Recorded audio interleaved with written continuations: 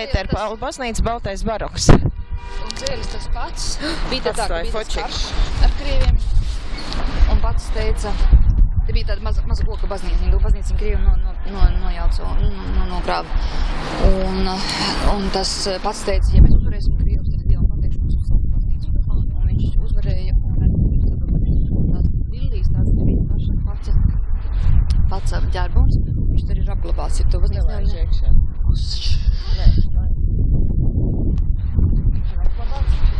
Pats vārdu spēli. Jā, pats vārdu spēli.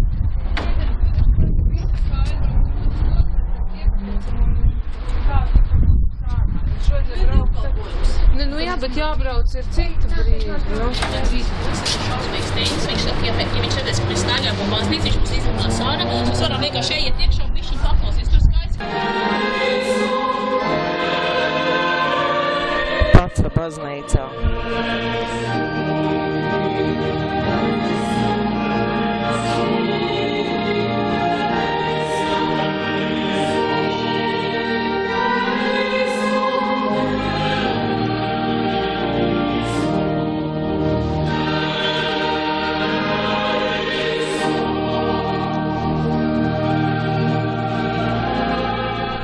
Balta baznīca ar kuķi centrā.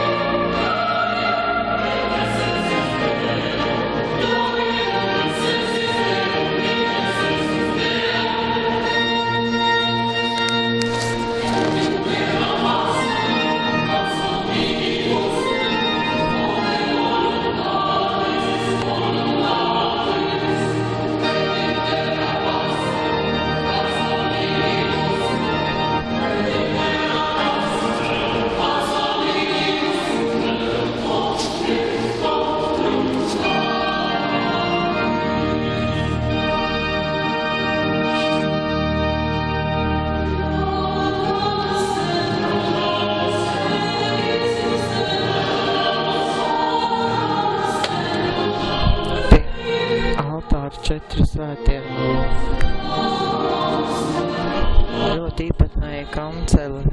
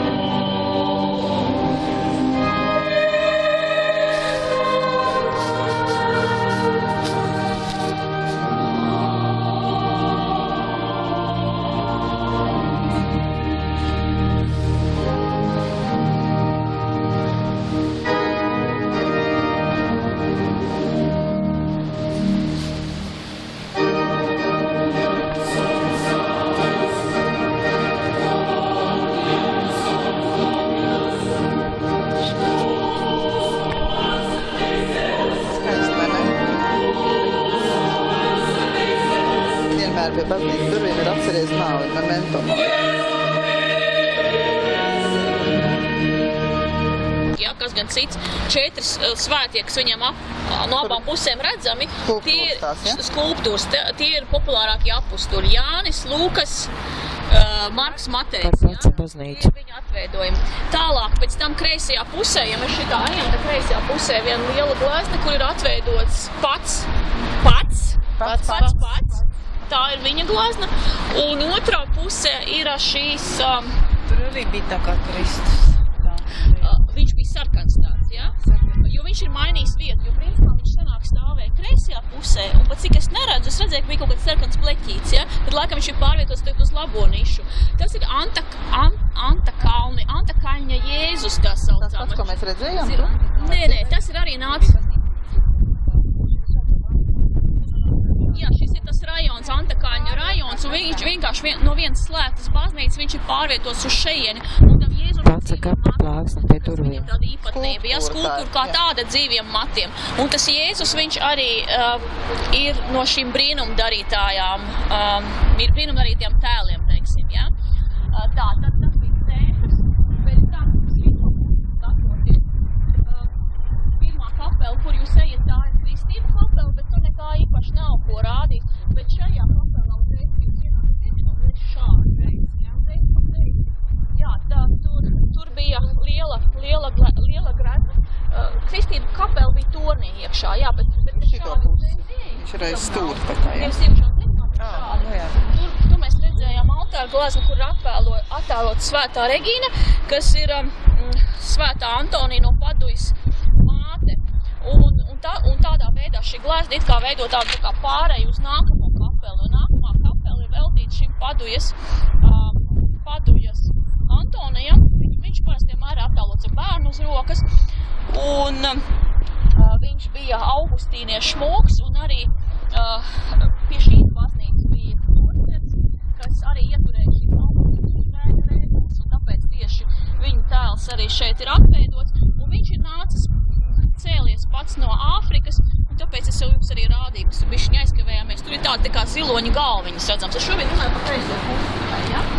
Tur senāk kapelas 3 katrā. Tur ir rakstīts virsū uz tās loka, ka tā ir tieši tā kapela. Tur var nošpikot, ja ka ejot iekšā. Jā, mēs brauksim, jā. Tad mēs iesim katedrālē, kur apaut altārs. Nu, redzi, labi. Jā, un tad tur tā kā ziloņa galviņas, tā ir tā kā atsauc uz viņu šo afrikānisko izcelsmi. Un tad šī Padujas Antonija kapelā, tur ir arī divas galviņas. Padujas Antonam afrikāniski izcelsmi. Kapelā jums aiz muguras ir ziloņi. Viņa tā kā zem kapitelīšiem, ir tā kā balta kolonija. Tā kā balsta, jā, viņa tāds stilizēta ir.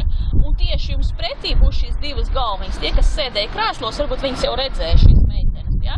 Un no kreisās puses šādi skatoties ir atveidota pilsētniece, no labās puses ir atveidota lauciniece, un tās ir atkal alegorijas. Pilsētniece ir Polija, un lauciniece ir Lietuva. Tā, aizmirst pavisam pirmajā kapelā, kas tikko stāstīja. Pirmajā kapelā ir atveidotas, aizmirst pavisam pastāstīt, tur ir atveidotas žēlsirdības alegorijas. Jo principā vispār visa šī baznīca, visi šīs baznīcas tēli, viņi ir saistīti ar žēlsirdību, ar līdzjūtību un ar kāru. Tie ir galvenie motīvi, ja, karš, līdzjūtība, žēlsirdība. Un tāpēc visādos veidos tiek apspēlēti gan mitoloģiskos tēlos, gan reliģiskos tēlos, gan sadzīviskos tēlos šie motīvi, karš un žēlsirdība.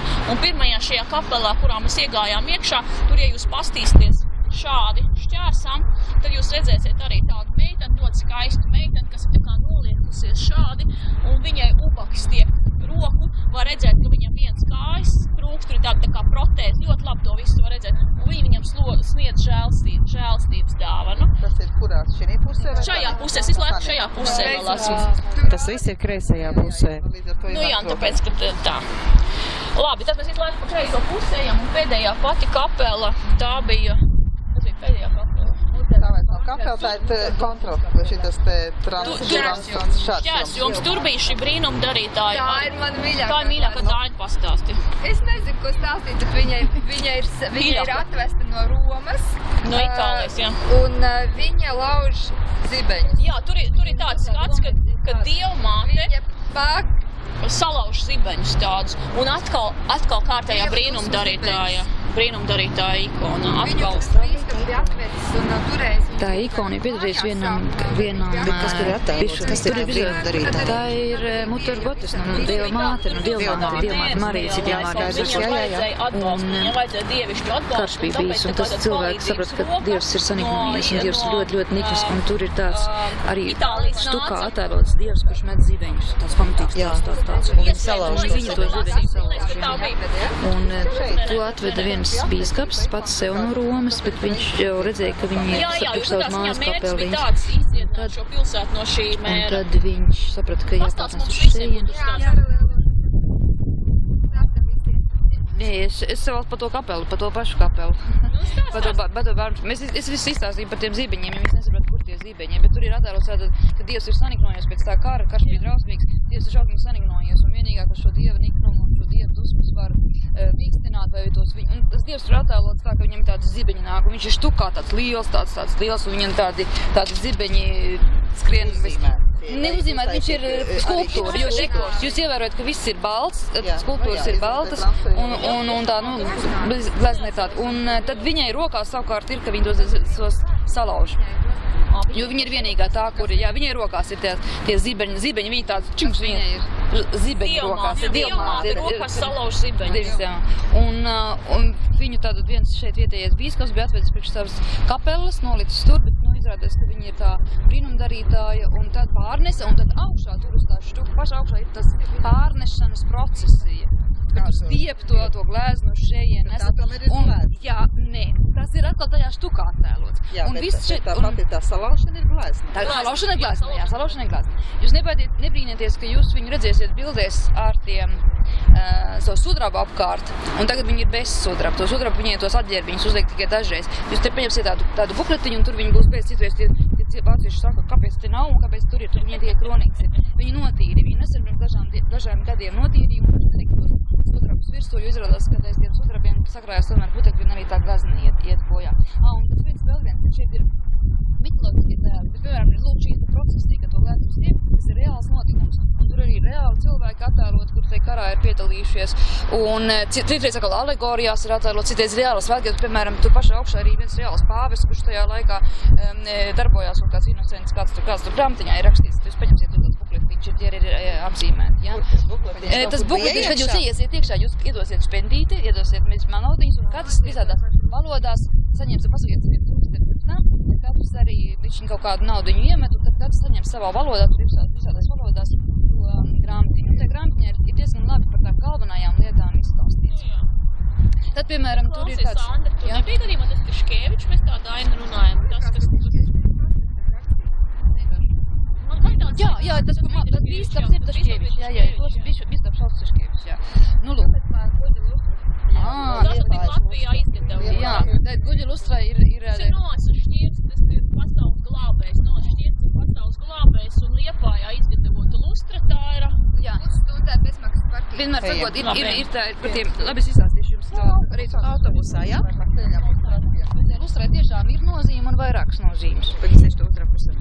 Es izstāstīšu autobusu. Labi. Tā nav grāmatītā vienkārši.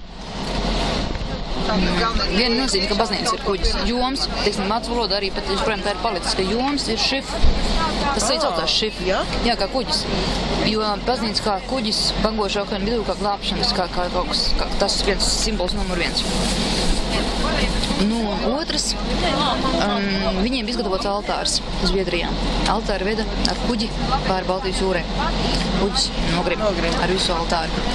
Un atkal tas simbols, tas kuģis, kurš veda to altāru. Tagad ir tāds altārīts izgatavots, bet tas īstais altārs ir jūrā.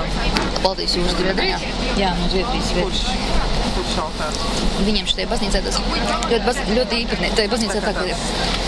Nē, viņš nav, viņš ir nogrims. Respektīvi, tai baznīcā ir tāda īpatnēja lieta, ka viņiem ir ļoti bagātīga visa baznīca un altārs pēkšņi izskatās tukšs, jo tas pats nomira.